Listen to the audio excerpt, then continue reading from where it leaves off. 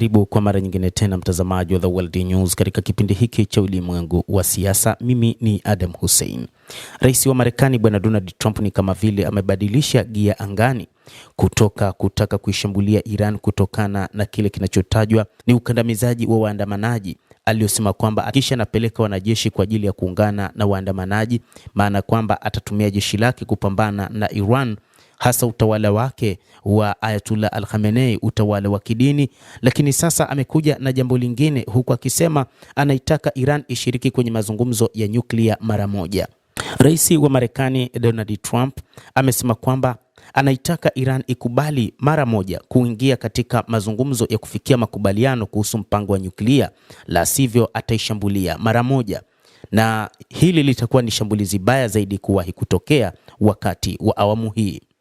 Rais wa Marekani ambaye alipeleka meli zake za armada, meli za USS Abraham Lincoln katika eneo la Ghuba, alisema kwamba anapeleka meli hizo kwa ajili ya kwenda kuungana na waandamanaji, na waandamanaji ambao walikuwa kiandamana kutokana na hali ya kiuchumi.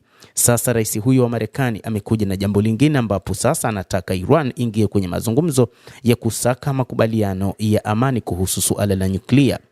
Kupitia kauli hiyo, kupitia chapisho la mtandao wa kijamii wa Truth Social, amesisitiza kuwa makubaliano ya haki na usawa kwa pande zote ni kwa Iran kukubali kutokuwa na silaha au kuwa na nyuklia.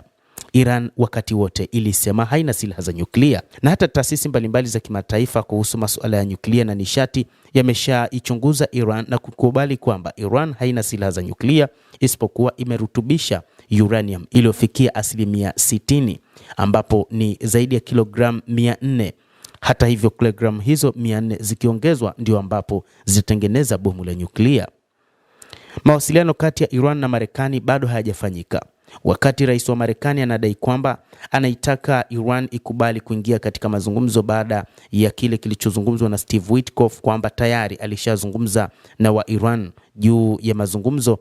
Iran imesema haikupata mazungumzo hayo na Steve Witkoff. Rais huyo amekumbusha kuwa onyo lake la mwisho kwa Iran lilifuatiwa na mashambulizi ya kijeshi. Aidha, waziri wa mambo ya nje wa Iran amesema kuwa hawajawasiliana wala kuomba kufanya mazungumzo na mjumbe maalum wa Marekani Steve Witkoff katika siku za hivi karibuni. Kumbukwe ni rais huyo wa Marekani aliyesema kwamba Iran wanataka kufanya mazungumzo na Marekani ili wamalize tofauti zao zilizopo, kwa maana tofauti iliyopo wakati huu kati yake na Marekani. Ni wakati huo rais huyo wa Marekani anadai kwamba Iran inapaswa ikubali kuingia kwenye mazungumzo. Ni mambo ambayo kimsingi wachambuzi wa mambo wanamuona rais wa Marekani ni mtu ambaye haeleweki katika taarifa zake. Waziri wa mambo ya nje amesema hajawahi kuwasiliana wala kuomba kufanya mazungumzo na mjumbe maalum wa Marekani Steve Witkoff katika siku za hivi karibuni. Hata hivyo, ujumbe wa Iran kwa Umoja wa Mataifa umesema uko tayari kwa mazungumzo na Marekani, lakini nchi hiyo itajibu mashambulizi kikamilifu kama itachokozwa, lakini ikisema kwamba wakati huu haikuwa na mpango wowote wala haikupeleka tangazo la kufanyika kwa mazungumzo kati yake na Marekani kutokana na mzozo ambao unaendelea wakati huu.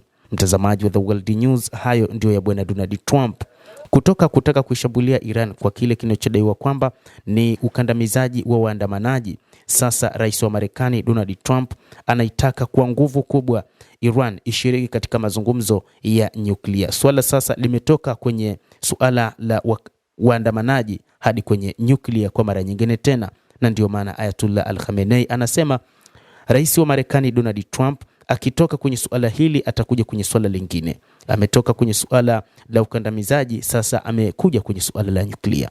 Endelea kutufuatilia na usisahau kulike, usisahau kucomment, kadhalika kusubscribe channel hii.